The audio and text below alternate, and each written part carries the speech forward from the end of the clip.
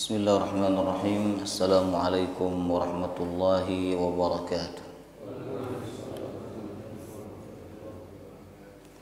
Alhamdulillahi rabbil alamin. Nahmaduhu wa nasta'inuhu wa nastaghfiruh. Wa na'udzu billahi min shururi anfusina wa min sayyiati a'malina. May yahdihillahu fala mudilla lahu wa may yudlil fala hadiya lahu. أشهد أن لا إله إلا الله وحده لا شريك له وأشهد أن محمدا عبده ورسوله لا نبي ولا رسول بعده اللهم صل وسلم على سيدنا ونبينا محمد وعلى آله وصحبه أجمعين سبحانك لا علم لنا إلا ما علمتنا إنك أنت العليم الحكيم اللهم إنا نسألك علما نافعا ورزقا طيبا وعملا متقبلا آمين يا رب العالمين. Alhamdulillah, memuji dan bersyukur kepada Allah Subhanahu wa taala atas segala nikmat yang diberikan oleh Allah kepada kita semua, baik nikmat jasmani maupun nikmat rohani, sehingga pagi hari ini kita bisa bertemu kembali di dalam tempat yang mulia dan di dalam majelis yang mulia.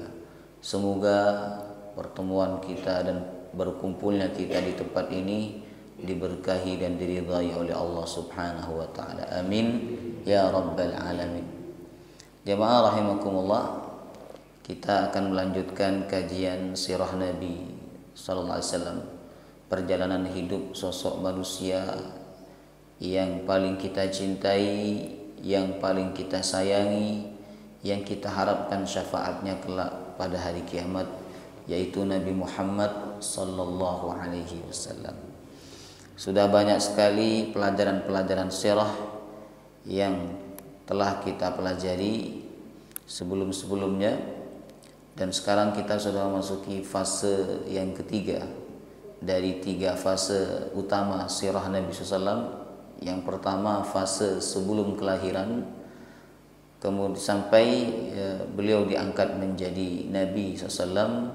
Kemudian fase yang kedua fase kenabian hingga beliau hijrah ke Madinah. Kemudian fase yang ketiga fase hijrah menetap di Madinah sampai beliau dipanggil oleh Allah Subhanahu wa taala. Adapun pagi hari ini kita memasuki fase yang ketiga, yang mana fase yang ketiga ada beberapa hal yang sudah kita pelajari Bapak Ibu. Ketika Nabi sampai ke kota Madinah, ada 3 program pokok yang dibangun tahun pertama oleh Nabi SAW. Pertama, membangun masjid. Kemudian yang kedua, membangun persaudaraan antara Muhajirin dan Ansar. Kemudian yang ketiga, membuat piagam kota Madinah. Ini tahun pertama jemaah rahimakumullah, ya. Nah, itu merupakan kekuatan umat Islam dan awal mula berdirinya negara Islam di kota Madinah.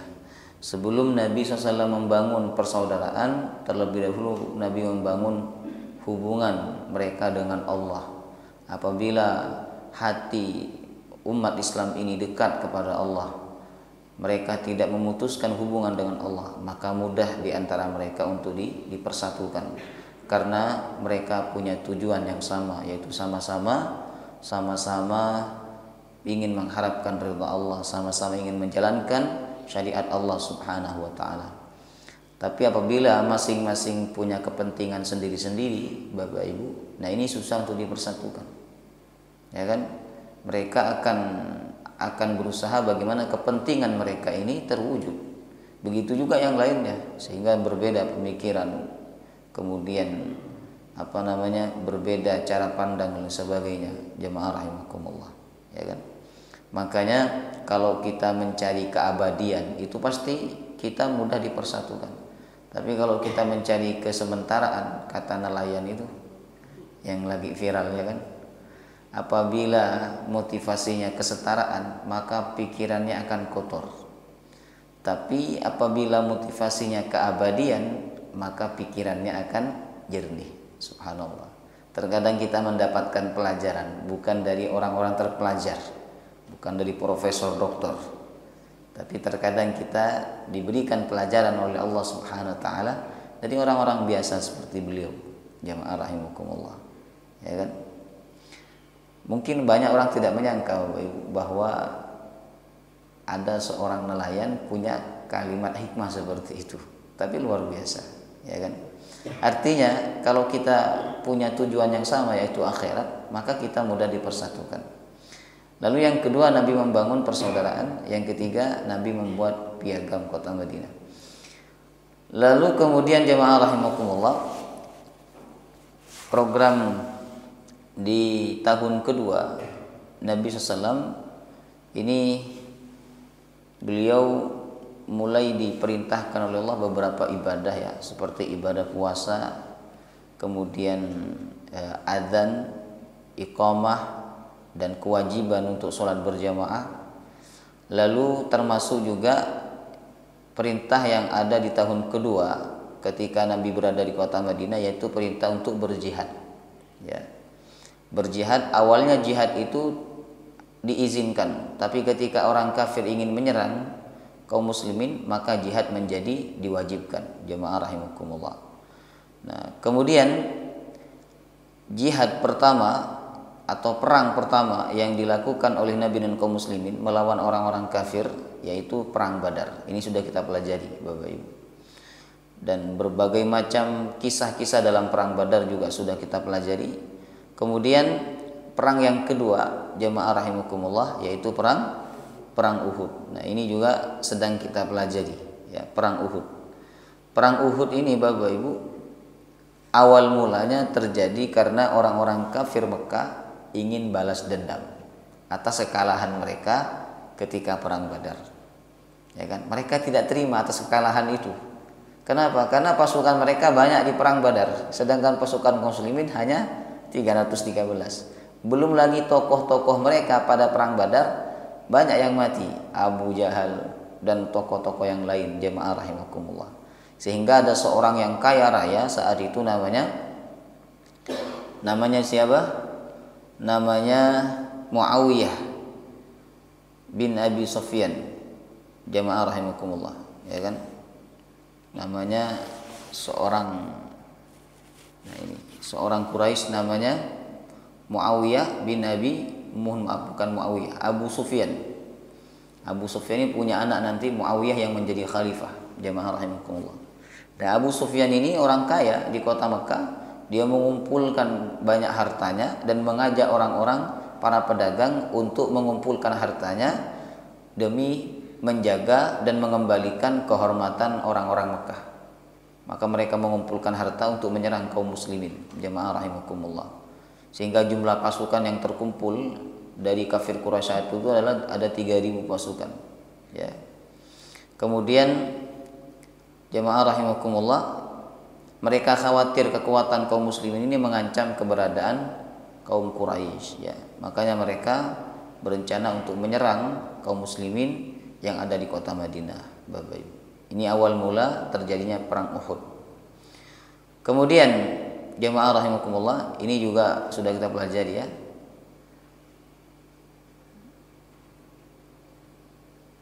Mimpi Rasulullah. Nah, mimpi para nabi dan para rasul ini mimpi yang benar. Jadi beliau pernah bermimpi, ya, kata beliau, saya bermimpi mengayunkan pedang lalu pedang itu patah. Itu isyarat musibah yang menimpa kaum muslimin dalam perang Uhud.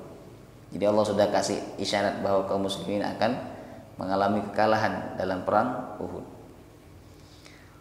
Dan seterusnya kan. Kemudian Rasulullah bermusyawarah dengan para sahabatnya. Jadi sebelum berangkat, Nabi SAW mengumpulkan tokoh-tokoh kaum muslimin saat itu. Kemudian Rasulullah SAW menyampaikan kepada mereka, apakah kita menyerang musuh di luar kota Madinah, ataukah kita menunggu musuh di dalam kota Madinah? Ada sebagian sahabat yang mengusulkan tunggu saja musuh di kota Madinah, karena musuh mereka ini jumlahnya banyak, jemaah rahimakumullah, ya kan? Jumlahnya banyak, sekitar 3.000, Bapak Ibu. Sedangkan perang Badar kan cuma 1.000 mereka. Ini 3.000. Jemaah rahimakumullah. Maka ada seorang sahabat mengatakan, kita tunggu saja di dalam kota Madinah. Cuman sahabat yang masih muda-muda, yang masih semangat, namanya anak muda kan ingin menampilkan kekuatan, tapi terkadang tidak menggunakan perencanaan yang baik, Bapak Ibu, ya kan? Strategi yang baik. Akhirnya mereka anak-anak muda ini berkata, ya Rasulullah, jangan tunggu di kota Madinah. Kami tidak pernah perang menunggu musuh di dalam kota. Kami selalu perang melawan musuh di luar kota. Ya kan? Kalau kami menunggu musuh di dalam kota, maka kami dianggap pengecut.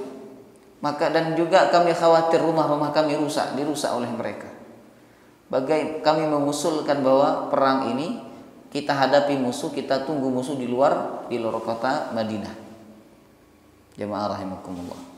Karena suara saat itu yang paling banyak adalah memilih menghadapi musuh di luar kota Madinah, maka Rasulullah SAW menghormati keputusan musyawarah. Walaupun saat itu Rasulullah lebih condong menunggu musuh di dalam kota Madinah. Jemaah rahimakumullah. Ya. Nah, kemudian penyesalan para sahabat. Ini juga sudah kita pelajari. Ini saya hanya ulang-ulang saja sedikit. Penyesalan para sahabat, Bapak. Jadi setelah Rasulullah SAW memakai baju perang, mau berangkat menuju medan perang yang telah direncanakan oleh Rasulullah SAW sebelumnya, maka ada beberapa sahabat yang menyesal atas keputusan mereka sendiri. Ya kan? Bagaimana kita ini, kata mereka, kok kita tidak sesuai dengan pilihannya Rasulullah SAW. Rasulullah condong untuk menghadapi musuh di dalam kota Madinah, sedangkan kita lebih condong menghadapi musuh di luar kota Madinah, ya kan? Tapi mereka tidak ada yang berani untuk menyampaikan penyesalan itu kepada Rasulullah. Akhirnya mereka menyuruh paman Rasulullah yang bernama Hamzah, ya kan, untuk menawarkan agar rencana itu dirubah dan kembali kepada keinginan beliau, yaitu menunggu musuh di dalam kota Madinah. Maka Hamzah menyampaikan kepada Rasulullah SAW. Kemudian Hamzah berkata, wahai Rasulullah, sesungguhnya para pengikutmu saling menyalahkan dan akhirnya mereka mengatakan kami mengikuti pendapatmu. Maka Rasulullah SAW bersabda, kata Rasulullah, sesungguhnya jika seorang nabi sudah mengenakan peralatan perangnya, maka dia tidak akan menanggalkannya hingga terjadi peperangan, kata Nabi. Subhanallah, ya. Dan seterusnya, Bapak Ibu. Kemudian jemaah rahimakumullah, di episode yang kedua juga sudah kita pelajari, ya kan. Ketika berkecamuk perang Badar, kaum muslimin pada awalnya mengalami kemenangan karena strategi Rasulullah yang begitu luar biasa. Rasulullah mengatur ada 50 pasukan pemanah yang berada di Bukit Uhud, Bapak Ibu. Dan Rasulullah SAW berpesan kepada mereka untuk tidak turun apapun yang terjadi sebelum ada perintah dari Rasulullah SAW. Ya kan? Jadi ketika itu Rasulullah SAW menggunakan strategi, ketika musuh yang banyak itu menyerang, hujanilah mereka dengan panah, sehingga mereka tidak berkutik, sehingga mereka lemah, kata Nabi SAW. Kemudian ternyata strategi itu luar biasa. Strategi itu yang membuat kaum muslimin mendapatkan kemenangan pada awalnya. Tapi ketika pasukan pemanah ini melihat musuh sudah mundur, ya kan, dan mereka melihat kaum muslimin yang ada di bawah itu sudah mengambil harta rampasan perang, harta rampasan sudah berserakan, Bapak Ibu, maka pasukan pemanah ini yang dipimpin oleh Abdullah bin Jubair, jemaah rahimakumullah, mereka turun. Apa yang mau kita tunggu, kata mereka, musuh sudah mundur, mereka sudah melarikan diri. Apa yang kita tunggu? Kata Abdullah bin Jubair, janganlah kalian turun, karena kalian tidak boleh turun, kata Rasulullah, sebelum ada perintah dari Rasulullah SAW. Ya kan? Tapi mereka ngotot, Bapak Ibu. Wahai Abdullah, tidak ada lagi musuh yang mau kita serang. Mereka sudah mundur, mereka sudah mengalah, dan mereka sudah berbalik ke belakang. Kemudian jemaah Allah, sebagian besar di antara mereka pun turun, Bapak Ibu, karena merasa peperangan sudah selesai.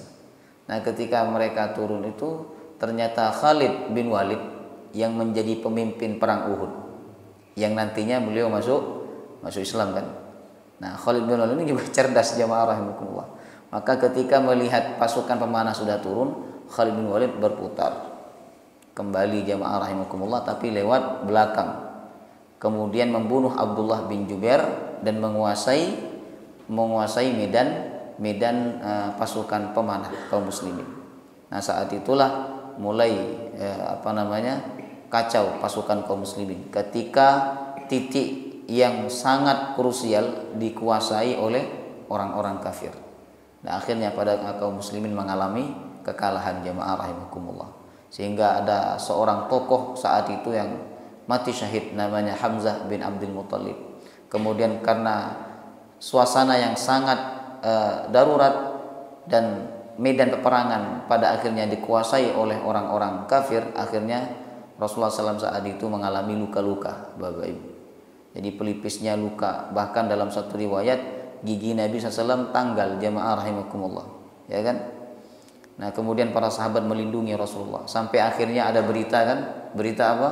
Kutila Muhammad, Muhammad telah mati, Muhammad telah mati. Ada di antara para sahabat itu yang pulang ke Madinah, ngapain perang kalau Rasulullah sudah mati? Ada di antara mereka yang mencampakkan pedangnya, jamaah rahimakumullah. Ada pula di antara mereka yang sudah tidak mau berperang, Bapak Ibu. Ya kan? Nah, kemudian jamaah rahimakumullah, setelah peperangan selesai dan kaum muslimin mengalami banyak kekalahan, ya kan? Akhirnya Rasulullah SAW menguburkan syuhada Uhud, ada 70 orang yang mati syahid, dan Rasulullah menguburkan secara massal, Bapak Ibu. Menguburkan secara massal, jadi satu liang lahat itu terdapat beberapa jenazah.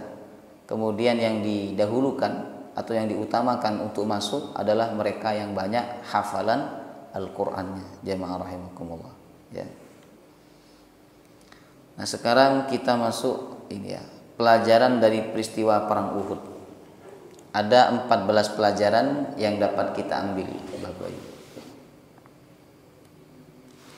Yang pertama, pentingnya menyembunyikan sesuatu yang apabila disebarkan beritanya akan berdampak negatif, sehingga diketahui oleh orang-orang yang tidak bertanggung jawab, atau apabila disebarkan akan ada orang yang hasad, Bapak Ibu.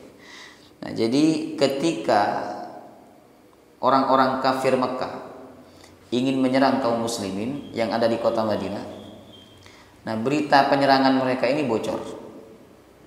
Lalu yang membocorkan kepada Nabi siapa? Paman Nabi yang ada di Mekah, namanya Abbas bin Abdul Muttalib, jamaah rahimakumullah.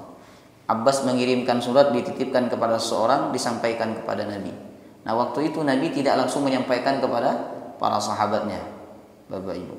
Ya, Nabi menyimpan berita itu. Nabi hanya memberitahu orang-orang tertentu saja bahwa orang kafir Mekah berencana untuk menyerang kaum muslimin.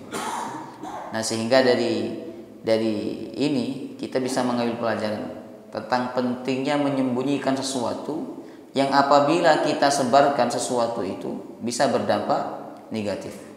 Jemaah rahimakumullah. Sehingga orang-orang yang tidak bertanggung jawab itu akan memiliki sifat hasad.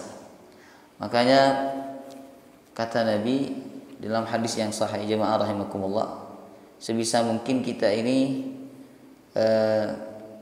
menyimpan rahasia-rahasia kita atau kesuksesan kita, Bapak Ibu, sebisa mungkin.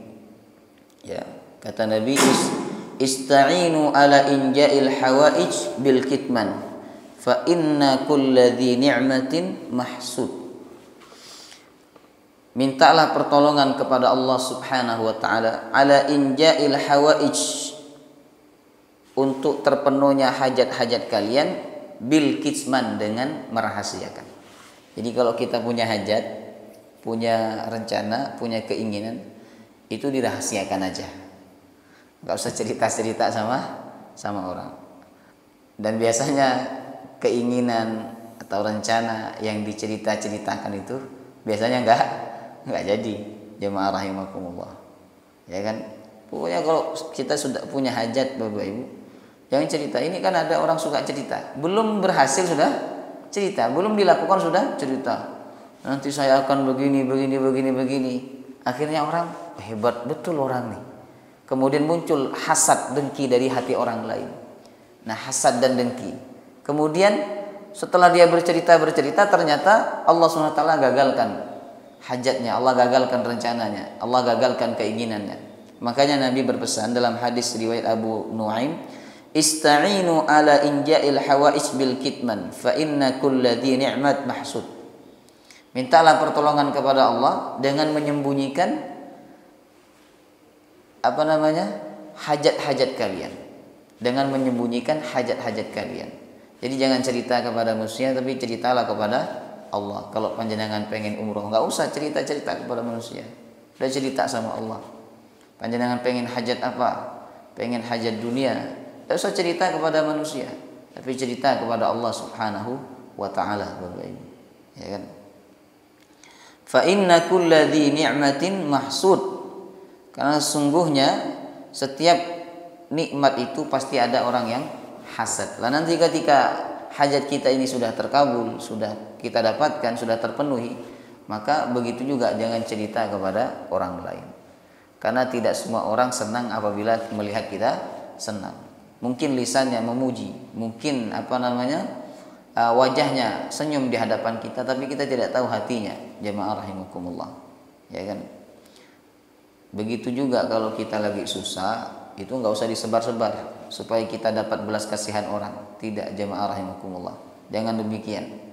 Karena kehormatan seorang muslim ini apabila dia tidak bergantung kepada orang lain. Jadi dari perang Badar kita mendapatkan pelajaran bahwa pentingnya menyembunyikan sesuatu. Terutama apabila sesuatu itu bila disebarkan berdampak negatif, Bapak Ibu. Yang kedua, pelajarannya adalah pentingnya bermusyawarah. Karena bisa terhindar dari penyesalan dan juga menghilangkan sikap keegoisan. Kita contoh Rasulullah SAW, ya kan? Bagaimana sebenarnya Rasulullah bisa memutuskan sendiri, beliau seorang khalifah. Bisa saja Rasulullah berkata, "Wahai kaum muslimin, wahai sahabat-sahabatku, besok kita perang menghadapi orang-orang kafir Quraisy di luar kota Madinah." Atau Nabi mengatakan di dalam kota Madinah. Tapi Nabi tidak memutuskan sendiri. Walaupun beliau seorang pemimpin, seorang Nabi dan seorang Rasul. Jamaah rahimahullah. Beliau lebih memilih jalan musyawarah. Nah, ini adab-adab dalam berorganisasi. Adab-adab dalam memimpin. Hendaklah pemimpin itu secerdas-cerdasnya pemimpin tetap harus mendahulukan musyawarah. Ini baiknya seperti apa, rencananya bagaimana, dan seterusnya. Jemaah rahimakumullah. Karena apabila bermusyawarah, jika terjadi apa-apa di masa yang akan datang, itu ditanggung bersama-sama. Kalau sukses, maka bahagia sama-sama. Ya kan, Bapak Ibu. Makanya musyawarah ini lebih terhindar dari penyesalan. Kata Nabi, "Ma khaba man istakhara wa ma nadima man istasyara." Tidak akan rugi orang yang istikharah dan tidak akan menyesal orang yang musyawarah. Istikharah itu apa? Istikharah itu kita musyawarah dengan Allah. Kita minta petunjuk kepada Allah. Itu istikharah. Setelah kita minta petunjuk kepada Allah, kita juga perlu minta petunjuk kepada orang-orang yang berpengalaman musyawarah. Kita kumpulkan orang-orang, kita musyawarah dengan mereka, terutama yang masih muda-muda. Ya kan, perlu musyawarah kepada yang sepuh-sepuh. Saya mau punya usaha ini, punya bisnis ini, pengen punya ini, bagaimana pendapat Bapak, dan seterusnya. Nah, ini penting jemaah rahimakumullah, ya kan? Karena mereka ini punya pengalaman yang belum kita alami, ya. Jadi musyawarah itu sangat penting, Bapak Ibu. Ya kan, budayakan dan biasakan diri kita untuk bermusyawarah, jemaah rahimakumullah. Ya kan, apalagi sesuatu itu berkaitan dengan kepentingan banyak orang. Musyawarah. Jangan dipikir-pikir sendiri, kemudian diputuskan sendiri, dijalankan sendiri. Ini berat, Bapak Ibu. Ya. Kemudian sebagai seorang muslim hendaknya menghormati dan mengikuti hasil musyawarah yang disepakati oleh mayoritas anggota, meskipun kita tidak sependapat dengan mereka. Ya. Misalnya di sini ada 100 orang yang berkumpul. 80 orang menyetujui keputusan A misalnya, sedangkan 20 orang tidak menyetujui, maka 20 orang itu tetap wajib mengikuti hasil musyawarah, hasil kesepakatan. Dia tidak boleh menentang, dia juga tidak boleh menggugat, dia tidak boleh juga melakukan perlawanan. Jamaah rahimakumullah. Selama hasil musyawarah itu baik-baik saja, Bapak Ibu. Begitu juga dalam pemilihan pemimpin ya. Apabila pemimpin yang terpilih itu memang terpilih oleh mayoritas masyarakat di Indonesia ini, maka yang tidak memilih harus mengikuti peraturan yang telah dibuatnya, harus menghormati dan menghargai dia sebagai pemimpin. Jemaah rahimakumullah. Nah, itu sikap kaum muslimin yang dicontohkan oleh Rasulullah. Jadi waktu Rasulullah SAW bermusyawarah dengan para sahabatnya, Rasulullah condong untuk menunggu musuh di dalam kota Madinah serta beberapa sahabat yang lain. Tapi ternyata mayoritas sahabat saat itu memilih untuk menunggu musuh di luar kota Madinah. Dan Rasulullah mengikuti kemauan mereka, mengikuti hasil musyawarah, kesepakatan yang telah diambil oleh mayoritas anggota musyawarah. Jamaah rahimakumullah. Ya.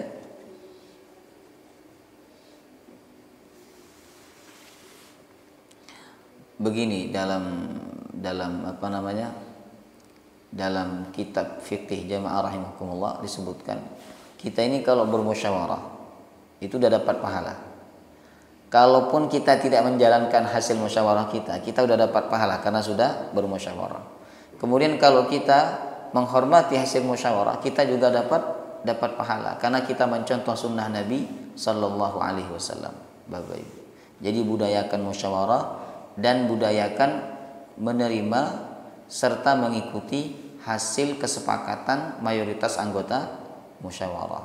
Ya, jangan egois. Karena beda akhirnya tidak mau ikut, tidak mau mendukung, tidak mau mensupport dan sebagainya. Ini sikap yang tidak dicontohkan oleh Rasulullah SAW. Kemudian apabila sudah berencana untuk melakukan suatu kebaikan seperti jihad, belajar, haji, maka harus dilakukan. Juga udah siap-siap, udah berangkat. Jamaah rahimakumullah. Udah siap-siap nih, hujan, malah nggak jadi berangkat.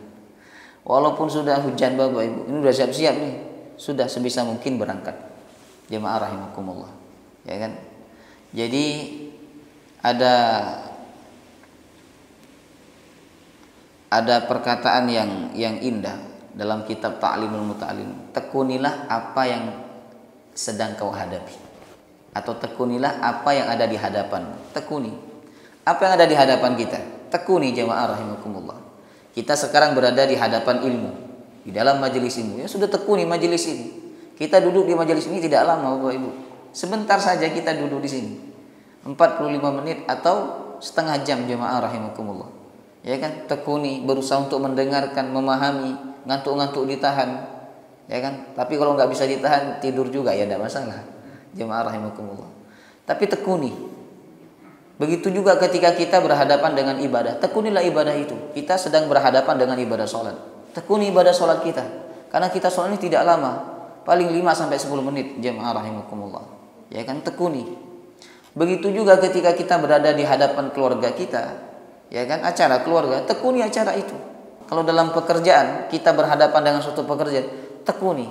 Jadi kita belajarlah menekuni sesuatu yang sedang berada di hadapan kita. Ini yang dicontohkan oleh Nabi SAW. Ketika Nabi sudah memakai baju perang, sudah siap dengan senjatanya, jemaah rahimakumullah, ada sahabat berkata, ya Rasulullah, kalau begitu kami ikut pendapat panjenengan saja. Apa kata Nabi? Tidak pantas bagi seorang Nabi dan Rasul apabila sudah menggunakan baju perang lalu menanggalkan dan tidak jadi berangkat perang. Ya kan? Ini pelajaran untuk kita semua Bapak Ibu, bahwa bila kita sudah berencana untuk melakukan suatu kebaikan, segera lakukan. Jangan ditunda-tunda. Karena belum tentu di masa akan datang kita punya momen itu. Belum tentu. Ya kan? Makanya Allah Subhanahu wa taala mengatakan, wasari'u, bersegeralah kalian ila maghfiratin min rabbikum wa jannah, untuk mendapatkan ampunan dan surga Allah Subhanahu wa taala. Bersegera. Jangan ditunda-tunda. Ya kan, kita belum tentu pun mendapatkan momen seperti itu di masa yang akan datang. Allah kasih saat itu kita mampu. Yang kedua mau. Yang ketiga ada kesempatan. Itu jangan disia-siakan. Mungkin di masa yang akan datang kita mampu tapi kita tidak mau. Atau kita mampu, kita mau tapi kita tidak ada waktu. Jemaah rahimakumullah. Jangan disia-siakan. Ya, jangan disia-siakan. Nabi SAW pernah ketika sholat asar ya. Setelah sholat asar beliau langsung kembali ke rumahnya. Jadi tidak zikir di hadapan para sahabat. Akhirnya para sahabat heran, ada apa dengan Rasulullah? Karena ketika selesai sholat langsung Nabi cepat-cepat pulang ke rumahnya sampai bahunya sahabat ini dilangkahi oleh Nabi SAW. Kemudian setelah selesai hajatnya Nabi, beliau kembali ke masjid. Kemudian para sahabat bertanya kepada Rasulullah, ya Rasulullah, ada apa dengan kau? Kata Rasulullah, aku baru ingat bahwa aku kata Nabi SAW menyimpan emas yang belum aku sedekahkan kepada orang lain. Sedangkan aku tidak ingin emas itu menginap di rumahku. Subhanallah. Jadi Nabi mungkin dapatnya pagi atau dikasih pagi, kemudian sore harinya, siangnya pengen disedekahkan oleh Nabi tapi mungkin Nabi lupa, jemaah rahimahullah. Sore harinya baru ingat ketika Nabi sholat asar. Setelah sholat asar langsung Nabi cepat-cepat pulang dan menyedekahkan emas tersebut. Subhanallah. Nabi tidak mau ada emas menginap di rumahnya. Ya kan? Sama nggak dengan kita ini? Beda. Kalau kita ini jangan sampai emas itu tidak nginap di rumah kita. Ya kan? Betul, kita emas kita ini nggak nginap di rumah kita, tapi nginapnya di bank. Jemaah rahimakumullah. Orang itu kalau sudah menolak dunia dan sudah tingkatan yang tinggi, itu tidak hanya menolak dengan apa namanya? Dengan hatinya saja, tapi juga menolak dengan zohirnya. Zohirnya betul-betul nggak mau ada harta menginap di rumahnya. Jemaah rahimakumullah, ya kan? Nah, kalau kita ini tingkatan kita, paling tidak kita menolak dunia dengan hati kita. Artinya kita tidak mencintai secara berlebih-lebihan urusan dunia ini. Karena bila kita mencintai secara berlebih-lebihan, ini bisa mengakibatkan kita tidak cinta kepada akhirat. Sebab dunia dan akhirat ini dua hal yang berbeda. Diversuskan sama Allah, dunia akhirat. Orang cinta dunia nggak mungkin cinta akhirat. Orang cinta akhirat dia nggak mungkin cinta kepada dunia. Jemaah rahimakumullah. Kemudian Bapak Ibu, tawakal itu tidak cukup hanya dengan pasrah tanpa melakukan usaha. Ya. Tawakal itu tidak cukup hanya dengan pasrah tanpa melakukan usaha. Harus ada usaha. Dan Nabi SAW sudah mencontohkan kepada kita semua tentang pentingnya usaha. Usaha manusiawi, ikhtiar. Buktinya apa? Sebelum berangkat perang, beliau pakai apa? Baju perang. Pakai baju perang, Bapak Ibu. Ya kan? Padahal pedang itu nggak mungkin bisa membunuh Nabi. Nggak mungkin. Karena Allah sudah melakukan penjagaan khusus kepada Nabi SAW. Wallahu ya'simuka minan nas. Allah menjagamu dari gangguan-gangguan manusia yang dapat mencelakakanmu, wahai Muhammad. Tapi Nabi SAW tetap mencontohkan para sahabatnya, kaum muslim, untuk melakukan asbab, ya, melakukan usaha, bukan pasrah kosongan. Makanya beliau menggunakan baju perang, kemudian memakai pedang, membawa pedang, jemaah rahimakumullah. Ya kan? Jadi kita harus melakukan ikhtiar yang bersifat manusiawi. Allah memberikan kita akal, Allah memberikan kita kemampuan supaya kita ikhtiar, Bapak Ibu. Ya kan? Tapi kita harus yakin dan harus sadar bahwa bukan ikhtiar kita itu yang menyelamatkan kita atau yang membuat kita sukses, tapi Allah Subhanahu wa taala. Ya. Ada seorang sahabat datang ke Rasulullah, "Ya Rasulullah, unta ini aku ikat lalu aku bertawakal, atau aku biarkan saja tidak diikat dan aku bertawakal kepada Allah?" Kata Nabi, "I'kilha wa tawakkal 'ala Allah." Ikatlah unta lalu bertawakallah kepada Allah Subhanahu wa taala. Jadi usaha dulu, Bapak Ibu. Ya kan? Orang yang tidak ada usaha, tidak ada ikhtiar. Ini kalau sesuatu yang dia miliki hilang, maka yang bersangkutan, jemaah rahimakumullah, yang mengambil itu tidak kena hukum had. Ya. Misalnya panjenengan membiarkan sepeda motor panjenengan di luar, kuncinya ditinggal. Sudahlah, pasrah sama Allah. Kalau waktunya hilang ya hilang.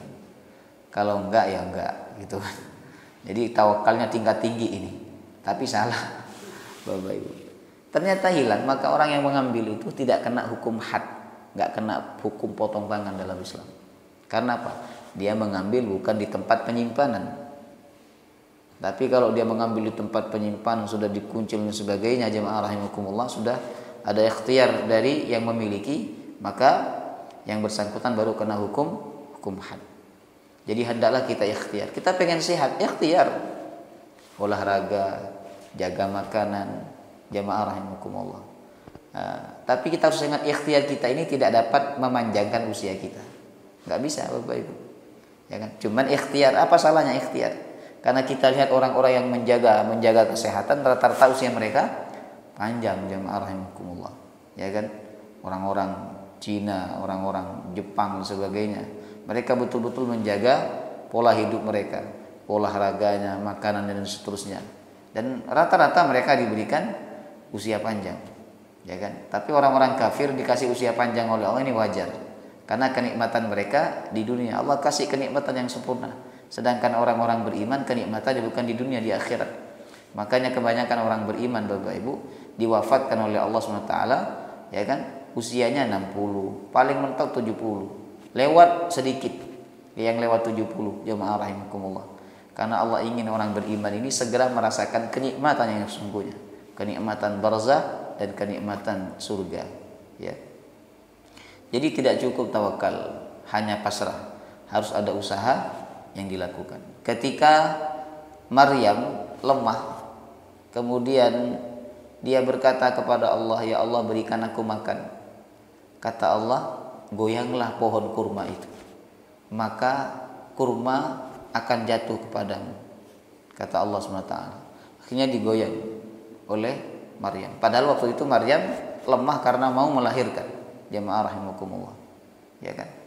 Akhirnya digoyang, kemudian jatuhlah buah kurma, Bapak Ibu. Padahal pohon kurma itu gede apa kecil? Gede, jamaah rahimakumullah. Tapi Allah ingin Maryam melakukan usaha. Pokoknya usaha, jamaahku. Karena usaha itulah yang bikin kita mendapatkan keberkahan. Jangan sampai nggak ada yang mau dilakukan akhirnya tidur aja di rumah. Ya kan?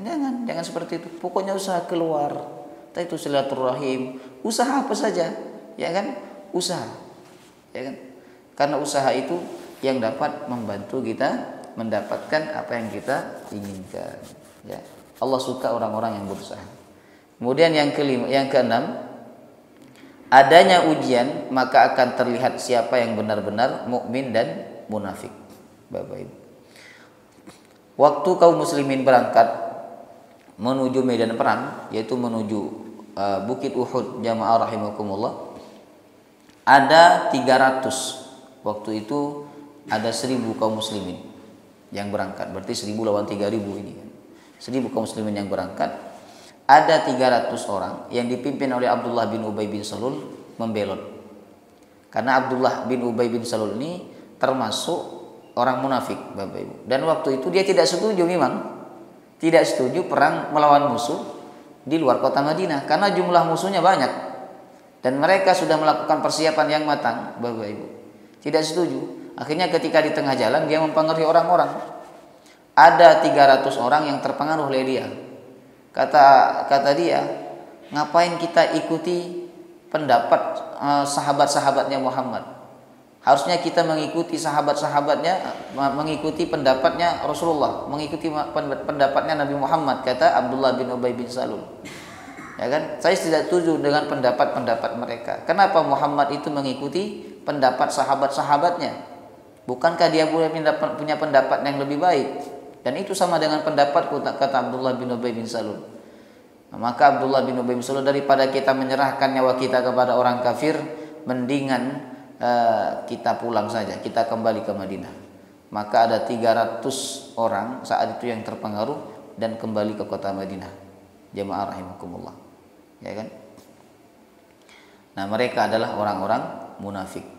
Nah, sehingga dari situ kita dapat mengambil pelajaran bahwa adanya ujian maka akan terlihat siapa yang benar-benar mukmin dan siapa yang benar-benar munafik. Ketika kaum muslimin mengalami kekalahan dalam perang Badar, dalam perang Uhud, Bapak Ibu, orang-orang munafik mengejek dan mengatakan, kan kata Abdullah bin Ubay bin Salul, apa saya bilang? Kalau kita menunggu musuh di dalam kota Madinah, kita akan selamat. Tapi karena kalian lebih mengikuti pendapat mayoritas sahabat-sahabat kalian, maka kalian kalah. Kalian mengalami kekalahan. Jadi mereka ini senang ketika kaum muslimin kalah. Tapi ketika kaum muslimin menang, mereka sedih, mereka susah. Kapan? Ketika perang Badar. Makanya pasca perang Badar kan kita sudah pelajari Bapak Ibu tentang kedengkian orang-orang Yahudi.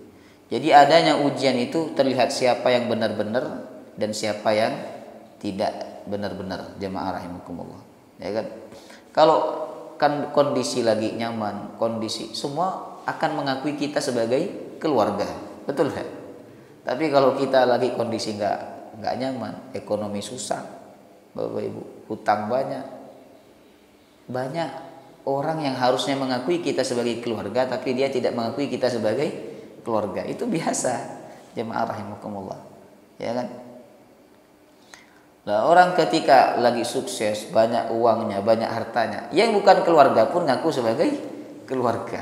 Yang bukan kawan pun ngaku sebagai kawan. Oh, ini teman saya, ini dulu, ini luar biasa. Biasa. Tapi kalau kita lagi nggak ada duit, teman pun nggak ngaku. Ente siapa? Jadi lupa, pura-pura lupa, jemaah rahimakumullah. Ya. Kemudian yang ketujuh, merupakan pengaruh dari didikan tarbiyah Islamiyah pada diri mereka ketika itu. Mendidik mereka dengan baik merupakan pekerjaan yang mulia. Mengingat para pemuda adalah tiang umat dan kemajuan Islam pada mereka. Para pemuda harus mendapatkan didikan dan arahan yang baik dan benar. Maksudnya jemaah rahimakumullah, bahwa ketika Nabi SAW mau berangkat perang Badar, ada beberapa anak muda yang ingin ikut perang, Bapak Ibu. Kemudian Nabi SAW melarang mereka untuk ikut perang karena masih kecil. Nabi SAW ada di antara mereka yang ditanya oleh Nabi, adakah di antara kalian yang memiliki orang tua? Kami memiliki orang tua, ya Rasulullah. Kemudian Rasulullah SAW bertanya, apakah orang tua kalian mengizinkan kalian? Iya, mengizinkan kami. Ada di antara mereka yang menjawab, ya Rasulullah, orang tuaku berat kami berangkat perang. Kata Rasulullah, pulanglah engkau, karena berbakti kepada orang tuamu itu lebih mulia daripada jihad di jalan Allah Subhanahu wa taala. Nah, kenapa anak usia 11, 12, 15 tahun udah ngerti perang dan ngerti nilai-nilai jihad fisabilillah, Bapak Ibu? Ya kan? Siapa yang mendidik kalau bukan tarbiyatul Islamiyah yang telah dilakukan oleh Nabi, para sahabat dan oleh orang tua mereka? Jamaah rahimakumullah. Anak usia segitu udah ngerti jihad. Sama dengan di Palestina, Bapak Ibu. Anak-anak usia 10 tahun itu udah berani mati mereka, dan mereka sudah mencintai kematian. Dari mana mereka mendapatkan itu? Didikan itu dari lingkungan, terutama dari orang tuanya. Jamaah rahimakumullah.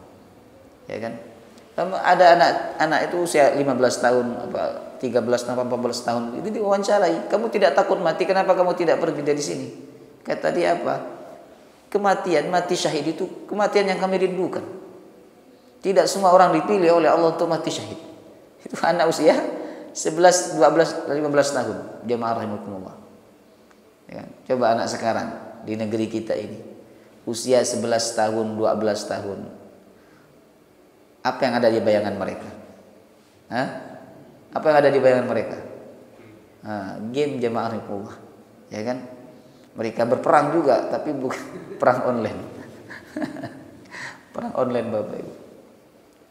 Nah, jadi pendidikan anak-anak kita ini tergantung lingkungan kita, tergantung orang tuanya, tergantung lingkungan di mana mereka tinggal, jemaah rahimakumullah. Maka didiklah anak kita dengan tarbiyatul Islamiyah, dengan pendidikan Islam, agar mereka punya akidah yang kuat, punya pemahaman agama yang benar, dan punya ibadah yang bagus, Bapak Ibu. Ya. Yang kedelapan, kemaslahatan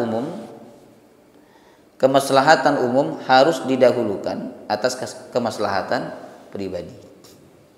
Jadi waktu berangkat ini menuju Uhud, jamaah rahimakumullah, Nabi bertanya kepada para sahabatnya, siapakah di antara kalian yang dapat menunjukkan jalan terdekat? Kemudian Ada seorang sahabat, jemaah rahimakumullah, yang berkata, "Ya Rasulullah, aku tahu jalan terdekat menuju Uhud. Tapi jalan itu melewati sebuah kebun milik seseorang namanya Murabba bin Qaizi. Dia ini orang munafik, Bapak Ibu. Kemudian Rasulullah SAW berkata, nggak apa-apa, kita lewat di sana aja." Nah, ini pelajarannya apa? Bahwa kita ini boleh mendahulukan kepentingan umum daripada kepentingan pribadi. Kepentingan umum apa? Kemaslahatan kaum muslimin.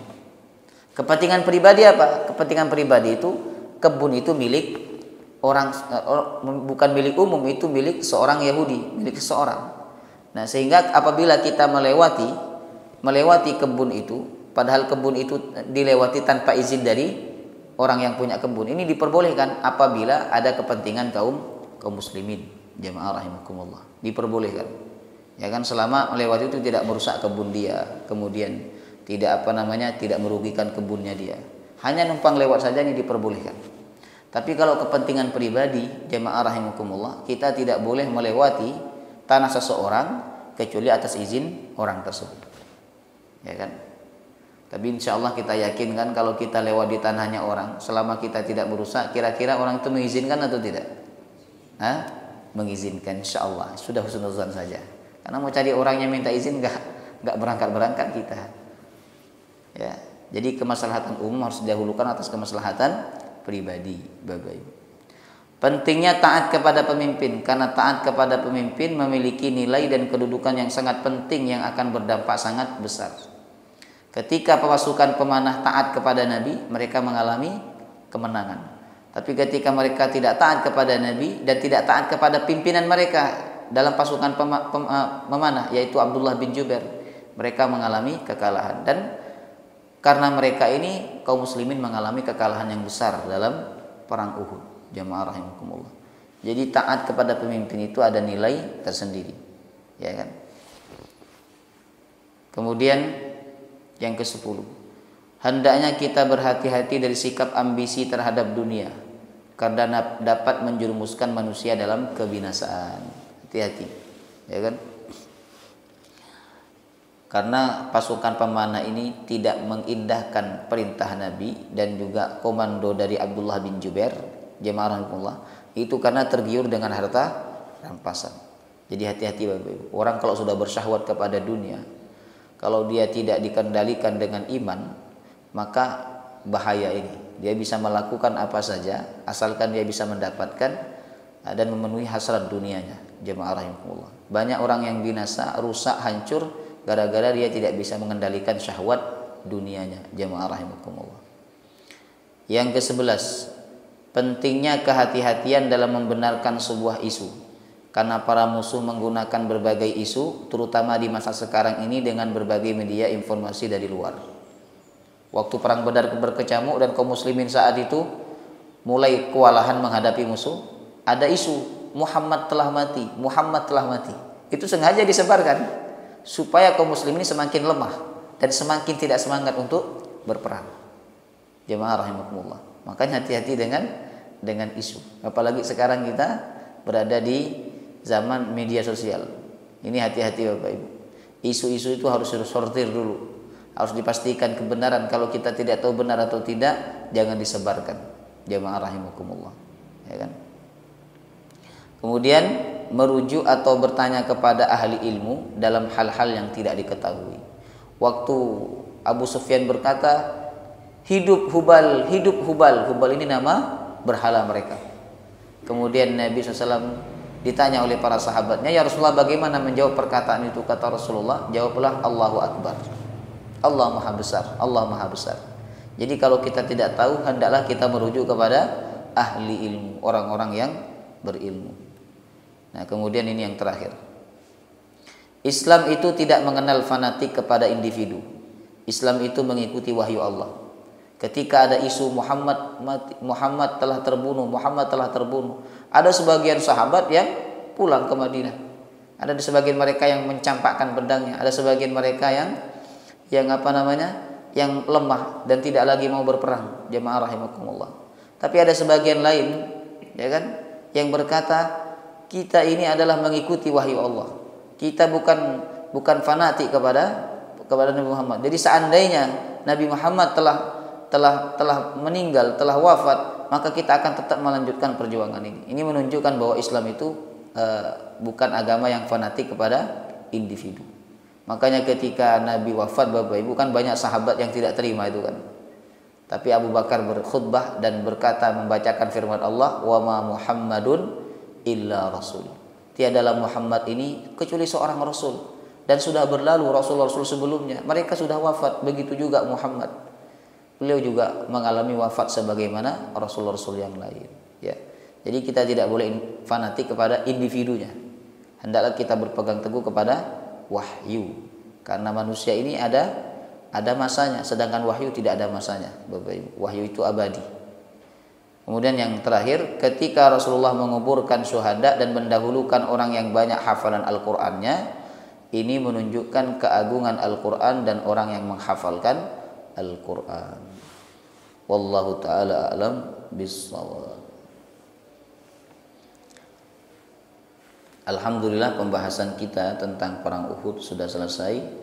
Insyaallah pertemuan berikutnya kita akan beralih kepada pembahasan yang lain atau kelanjutan bahasan sirah Nabi sallallahu alaihi wasallam. Semoga bermanfaat dan semoga apa yang kita pelajari ini menambah keimanan kita kepada Allah Subhanahu wa taala. Amin ya rabbal alamin. Subhanakallahumma wa bihamdika asyhadu an la ilaha illa anta astaghfiruka wa atubu ilaik. Assalamualaikum warahmatullahi wabarakatuh.